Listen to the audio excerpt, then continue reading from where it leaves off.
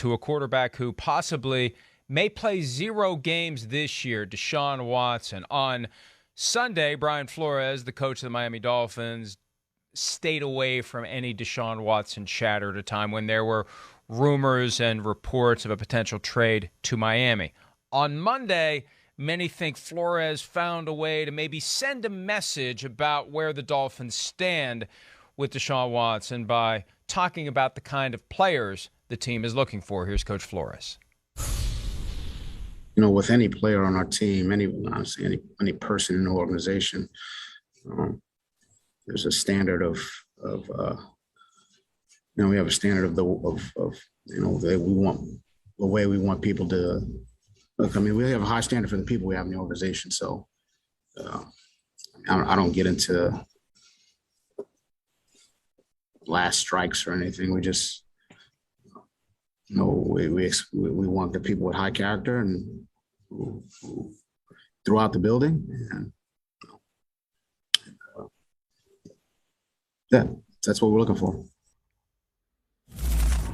Tiptoeing through the minefield. Definitely. You could see it. You could see in his the eyes. Careful choosing of the words. It reminded me of what Jim Harbaugh used to do at the San Francisco 49ers press conferences. I felt like he had an invisible teleprompter where he would put the words on it and read them before he would say them just to try to protect himself from himself. But, look, he knows where he's at. And the Dolphins are interested in Deshaun Watson.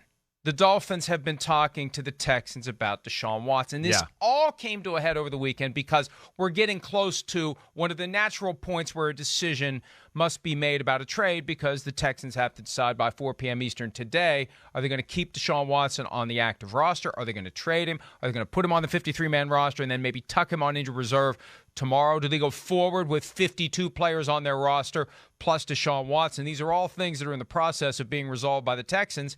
And a trade is the easiest way to solve that problem. Then you got your 53-man roster. Then someone else is paying Deshaun Watson $10.54 million this year. So, look, the allegations against Deshaun Watson continue to be allegations. 22 civil lawsuits, 10 criminal complaints. We don't know where this is going to go.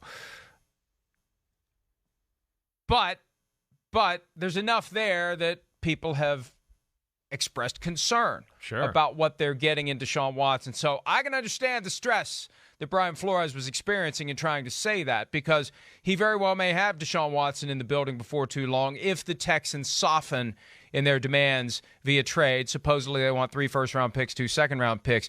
Today, tomorrow, and look, this is the other point, Chris. I don't know when the real deadline is. The deadline may not be until the Tuesday after Week 8, the trade deadline. Right. This could continue into the season. Yeah. There isn't a clear you must trade him today or else until then. Right, yeah. I mean, we're just going to at least today see what they're going to do. So that's at least a jump-off point. I am interested to see how they play this here. Like you said, do they really go with a 53-man roster with him on it? And really have 52 guys. I mean, there's just so many different ways this goes. But, I'm with you, Mike, to a degree there. I mean, I think Brian Flores, first off, I know he wants high-character guys and those type of stuff. I mean, that's the New England staff. They want guys that love football, want to be around it, and are good people. I think as he was in the middle of that conversation, he realized, like, oh, man, I might be backing myself in the corner because some people are going to go, well, wait, you're trying to trade for Deshaun Watson, and he's not a high-character guy. We've had that discussion before too. So we'll see where that whole conversation goes. But I think the interest is real, like you said, from the Miami Dolphins all off season. We know that. It's not that's not even everybody knows that. That's a known fact in the NFL. Anybody you talk to is going to go, yeah, the Dolphins have been trying to get him all year long. It's just about, what do the Texans want to do? What's the price? Are they willing to sell Deshaun Watson right now for the low and get out of it, not have to deal with it anymore, not pay him any more money, do all those type of things? Or are they going to hold on to him, like you said, roll the dice, kind of see where it goes, and hopefully it all goes in a positive direction where they can maximize maybe at the trade deadline or after the year. I mean, those are their options, but there is certainly, like we talked about yesterday, great risk in waiting to trade him too, because if more comes about and things like that, and now he's, like we talked about, maybe missing games next year and all those type of things, that throws a wrench into a lot of things as well as we go along here. They're likely to get more if they trade him in March once there are more teams that would come to the table. But the problem is there may be greater uncertainty, or at least equal uncertainty about his legal situation, which then puts the Texans on the brink of a $35 million salary for 2022 as opposed to the $10 million they would pay him this year. That is part of the problem. And, Chris, something that occurred to me and this is another reason why I like doing this show, because a lot of this stuff, we just have very basic talking points and topics we want to get to. We sound it out as we go. Yeah. It occurred to me two things. First, if they believed Deshaun Watson had some sort of character flaw that caused him to fall below the standard that Brian Flores was trying to articulate yesterday, they would have crossed his name off the list months ago. We wouldn't be at the point where we're having the conversation, because they already would have decided, we don't want this guy. See you later. And I'm sure there are teams out there that have decided, we don't want this guy. See you later. The Dolphins aren't one of them. 100%. Right? 100%. Okay. And that's where, wait, hold on. Before you go to your next point, don't forget your next point. But that's where, you've heard me say, I think a few times, right, where I go, I know there's people in the league who are just chalking this up to, hey, this is a good guy who might have been a little horny or whatever. Sorry, London, all right? And he made some mistakes that way. I sorry if I didn't phrase that way. I didn't mean to, No, that's fine. Okay. That's fine. But you know what I'm trying to say. I'll explain what you're saying. What you're saying is this. These are serious allegations that have been made against him. Right. There's a certain recognition and an admission by his lawyer at one point that he would have massage therapy sessions that became consensual sexual activities. Right. The allegations against him are he made people uncomfortable because apparently there were situations where he thought it was going a certain way. They didn't. They got uncomfortable, and there are a few allegations, 2 or 3 total, that claim that there was some sort of forcible activity. But he did put himself generally in an environment with an attitude of curiosity, whatever the right word is. He goes into those sessions thinking this is going to go a certain way. And sometimes, plenty of times, 22 times apparently, the massage therapist did not agree with his assessment of the situation. That's where he is. Now, where that falls on the range of who has high character and who doesn't, but different minds are going to resolve that differently. I think that's your point. That is. Here's my second point. Yeah. I almost feel like, because we are in full-blown posturing, negotiating, leverage mode here, that's why I think, for example, yesterday there was a report from Aaron Wilson, who I think covers the Texans now for 790 Sports Talk in Houston.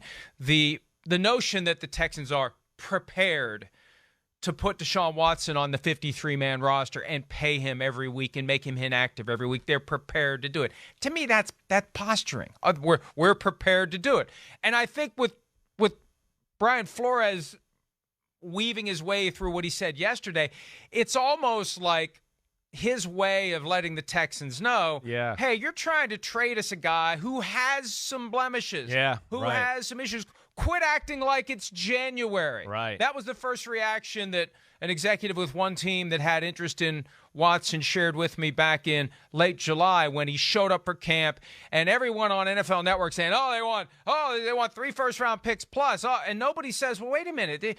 Things have changed, folks. It's a different environment. It's a different overall analysis when you look at 22 civil lawsuits and 10 criminal complaints. Right. You ain't getting 3 first-round picks and 2 second-round picks. So I think that may have been kind of an effort that maybe he tried to abandon halfway through. Yeah.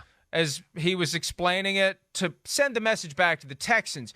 You're not sending us a guy who has no impediment to his ability to play. And that's what I keep coming back to what we talked about yesterday. They need to have a formula that hinges on I hear you, Mike. the number of games that he's available to play. That's the fair outcome for everyone if a trade's going to happen now. Yeah, Mike, I'm glad you got to that second point you made about, maybe just sending a signal. Again, Flores and Caserio were there in New England together forever, for a long, long time. So, yes, I did. That crossed my mind too, that maybe that was a planned thing to be like, wait, we like high character guys. Your guy right now is questionable with the character question, okay? What the hell do you think you're going to get from him in the trade, basically, to sum up? That's certainly is something that crossed my mind. And yeah, I don't know what the Texans expect right now. I mean, yeah, your logic and what you said yesterday as far as, tying the trade and the picks to the amount of games he plays and all those things makes a lot of sense. I know what doesn't make sense is like what you're saying and what we continue to hear. They want 3 first-round picks. There is no freaking way nobody is going to pay 3 first-round picks for Deshaun Watson right now. That's like insane. It just there's no way that happens. And whatever team does do that, they're going to get lambasted by their local media and fans if they do that. So that's where that logic does not line up, and I don't know what that price is and where it's fair, but your theory certainly makes sense, and it sounds like Casario's got a high asking price that's not realistic right now. Yeah, and the question is, are they going to cut and run now? Is ownership going to get involved and say, we're not paying this guy to not play? Look, he made this mess. We gave him a major contract last year, and he's going to basically go on strike, and we have to pay him. I'm not doing that. You trade him for whatever you can get. You go out there and find as many potential suitors as you can. You get me the best offer, and we're taking it. We're not keeping this guy around. We don't want him on the team. I mean, that may be part of this too. The one thing I'll give the Texans credit for all the things they've done wrong over the course of the last year, and we could fill up more than 2 hours listing them all and discussing them, they have managed to keep very close to the vest the question of whether or not ownership just wants to get this guy the hell out of Houston. Yes. Because, look, for now, the allegations pending against Deshaun Watson do attach to the Houston Texans. When you mention Deshaun Watson, the helmet that's going to come up, the logo that will be on the screen, is the Texans logo. You can't separate that until you separate him from the team. And it's entirely possible that Cal McNair and others at the higher levels of the organization above Nick Caserio just want him gone. And maybe that's part of the game that the Dolphins are playing. Maybe they're banking on that. But it is a game of chicken to a certain extent as to who's going to blink, who's going to budge, and what are you going to do. And the Texans may ultimately make this calculated risk. We're going to kick it over to March. We're going to hope there's clarity. And we're going to hope that at that point we can say, all right, 3 1s, 2 2s, or whoever wants to offer more than that, because there'll be 9 or 10 teams after the season who will at least be exploring the possibility. And that may be what they do. And Deshaun Watson won't play at all this year. Right. They'll pay him to not play this year, and they'll keep him healthy. They'll keep him available, and they'll try to trade him in March if there's enough clarity with his legal situation. Yeah, I mean, right now, maybe that seems like it's the best option. We talked about, like you said, I mean, the risk of maybe nothing gets cleared up, and we're still in the same spot we are right now in March, in April, and now you're going, well, yeah, okay. Well, we're not trading for him now, and he's got a $35 million, check coming his way for the season.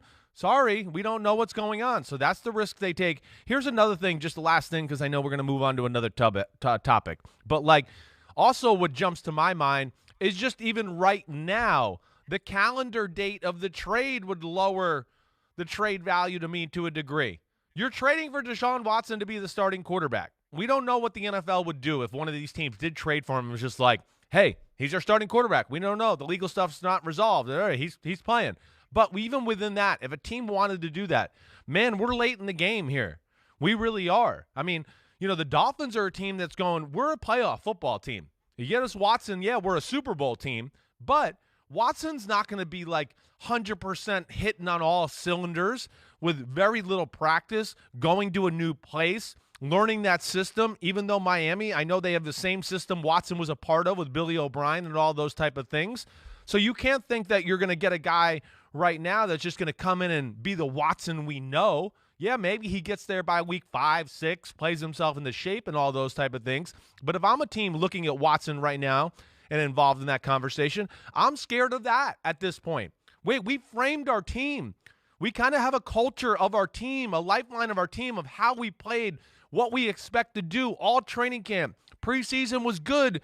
Tua played good. We framed the offense and things that, that he does well around him and around the rest of our personnel. And that throws a wrench into that too if you're to trade for Deshaun Watson right now, to where I would go, man, just even at that base level there, football-wise, it's a scary trade this late in the game, and I think that's got to be at least a part of the thought process for the Dolphins or the Eagles or any of the other teams we know that have interest.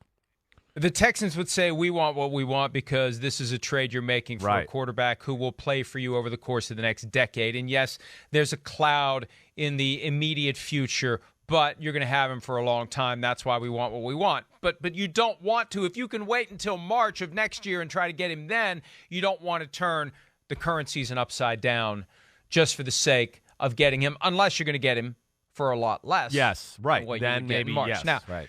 One thing you said, and then we will move on, that caught my ear, and I wanted to make this point earlier. If you trade for Deshaun Watson and you get ready to put him on the field week 1, that could be when the league says, whoa, we're putting him on paid leave. Well, why didn't you put him on paid leave before? We didn't have to put him on paid leave. That's a theory that we've been kicking around ever since he showed up for training camp, Chris, the idea that the league hasn't done it because there's no indication he's going to play for the Texans. So why create a news cycle of NFL places Deshaun Watson on commissioner exempt list, and then everybody's talking about it. It's the top story. It's here. It's there. It's everywhere. You just don't do anything. He goes to another team. He's getting ready to play. Commissioner gets a little uncomfortable with the reality that this game's going to be on prime time, and they're going to be talking about Deshaun Watson. Guys playing in the game, 22 civil lawsuits, 10 criminal complaints. Can't have that.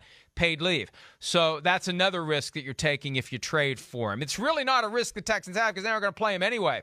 But if you trade for him, that's a risk, and that's a reason to let it roll into next year. And right now, I think that, and of course, watch, he'll be traded by the time the show's over. I think it's all going to go next year. I agree. Unless they'd really lower it. Serious injury, starting quarterback, Carson Palmer type of a trade. Remember, Palmer and the Bengals were caught in that impasse 10 years ago. Jason Campbell breaks a collarbone.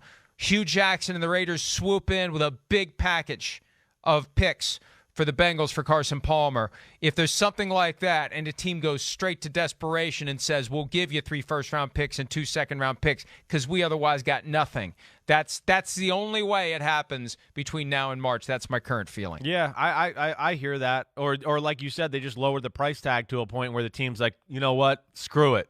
We'll do it. We'll take it. Yeah, we might not be at our best this year or whatever else, but like you said, it's a 10-year window where we're really looking at to maximize the trade and everything like that. But, I think as we go... If I had to guess, I'd say the Texans are not going to soften. If I had to guess. It doesn't seem like... Maybe they've done a great job of making it look like they won't, but if I had to guess, I'd say they won't. Yeah, it doesn't seem like it. And I think just, yes, with so many uncertainties... As close as we are getting to the regular season, those type of things, I would be shocked to see it go down too. I really would be. Hi, I'm Mike Tirico, and thanks for watching. Make sure to hit subscribe for the latest news and highlights from NBC Sports.